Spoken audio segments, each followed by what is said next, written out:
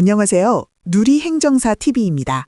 오늘은 공무원 사회에 큰 충격파를 던지고 있는 징계 기준 강화 이슈를 심층 분석해 보겠습니다. 주제는 2026년 시행될 것으로 예상되는 공무원 음주운전 처벌 기준 강화입니다.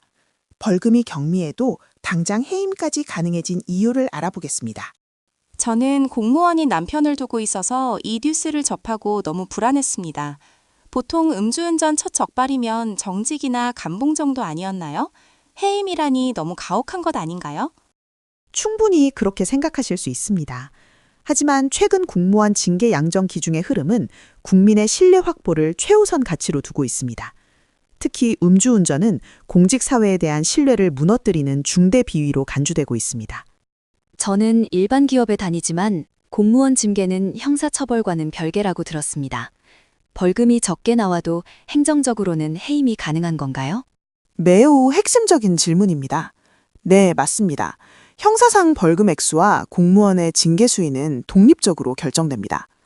형사법원은 범죄의 경중을 판단하지만 징계위원회는 공무원의 품위유지 의무 위반과 공직사회에 미치는 영향을 판단합니다. 과거에는 혈중 알코올 농도가 낮고 인적 피해가 없는 초범의 경우 주로 정직이나 강등 처분이 일반적이었습니다. 하지만 2026년을 기점으로 논의되는 개정안은 징계 기준의 하한선을 크게 높였습니다. 구체적으로 어떤 부분이 강화된 건가요? 혈중 알코올 농도가 조금만 높아도 해임인가요? 가장 큰 변화는 재범 기준과 특정 직무의 강화입니다.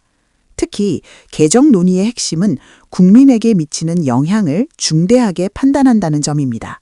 예를 들어 운전을 주 업무로 하는 직렬이나 대민 접촉이 잦은 공무원의 경우 음주운전 자체가 직무 관련성이 높다고 판단되어 해임의 최소 기준이 될 수 있습니다.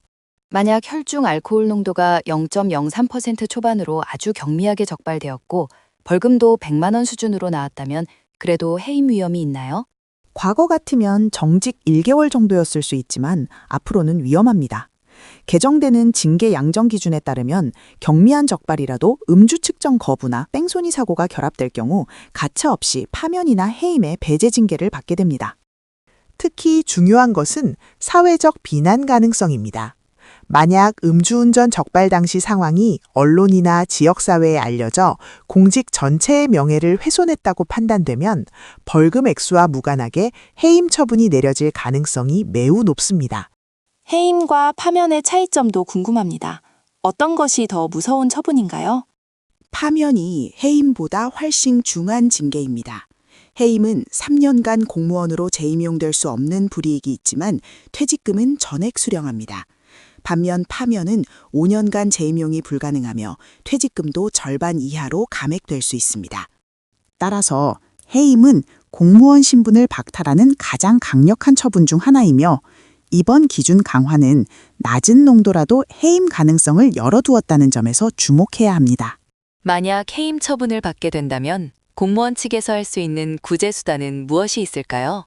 징계 처분에 불복하는 공무원은 처분을 받은 날로부터 30일 이내에 소청심사를 청구할 수 있습니다. 소청심사는 행정심판의 일종으로 징계 수위가 과도하다고 판단될 경우 감경을 주장할 수 있는 유일한 기회입니다. 소청심사에서는 징계의 절차적 위법성, 징계 양정의 적정성 등을 다툽니다. 이때 중요한 것은 평소 성실도, 포상 기록, 그리고 음주운전을 하게 된 부득이한 사정 등을 객관적 자료로 제출하여 정상을 참작받는 것입니다. 정말 충격적인 변화네요. 공무원들에게는 술자리 자체가 큰 위험 요소가 되겠군요. 감사합니다. 네, 맞습니다. 공직사회는 더 이상 작은 실수도 용납하지 않는 제로 톨러런스 시대로 접어들었습니다. 공무원 여러분께서는 음주운전은 물론 품위 유지 의무를 항상 명심하셔야 합니다. 오늘 누리행정사 TV는 2026년 공무원 음주운전 징계 강화 논의에 대해 분석해봤습니다. 이 정보가 공무원 여러분께 큰 도움이 되기를 바랍니다. 구독과 좋아요는 큰 힘이 됩니다. 다음 시간에도 유익한 정보로 찾아뵙겠습니다. 감사합니다.